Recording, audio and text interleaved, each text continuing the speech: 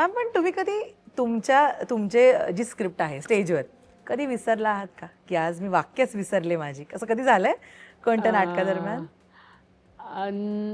नाही नाही. झालेलं, पण काही क्षणासाठी झालेलं आहे. पण ते म्हणजे असं टोटली ब्लँक होणं असं जे असतं ना ते म्हणजे जे अगदी काय म्हणायचं, कलाकाराला अगदी धरणी माते मला पोटात घे अशीच त्या क्षणी हे येते की नको रे बाबा, असं झालेलं आहे. पण ते क्षणभरासाठी, आणि जे लोकांना लक्षात येण्याआधीच मला ते म्हणजे पुढचं आठवलं आणि किंवा माझ्या सहकलाकारांनी ते सांभाळून गेलं आणि ते झालं. पण असं असं कुणाला कधीही होऊ शकतं, म्हणजे होऊ शकतं, खरं आहे. हां. त्यामुळे आणि असं नाही की सुरुवातीच्याच प्रयोगाला किंवा अमुकच ह्याच्या नंतर वगैरे. हां, म्हणजे एक मला आठवतंय युटर्नच्याच वेळेला की काय बरं साडीबद्दल म्हणजे हां, असा एक क्विक चेंज असायचा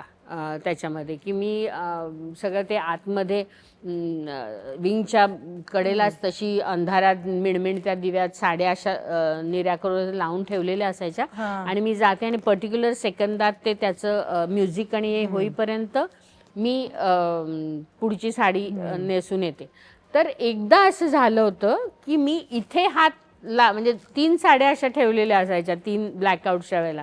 तर मी तो इथे हात लावायच्या ऐवजी इकडे हात लावला आणि मला साडीचा असा फील लक्षात आला की ती म्हणजे मी पैठणी लग्नाच्या वाढदिवसाची जी साडी होती तिचा मला फील लक्षात आला. मी खोचायला गेले आणि मला वाटलं की माझं काहीतरी चुकलंय आणि मग तर त्यामुळे माझी जरा काही सेकंद एंट्री उशिरा झाली, पण ते गिरीशनी सांभाळून घेतलं.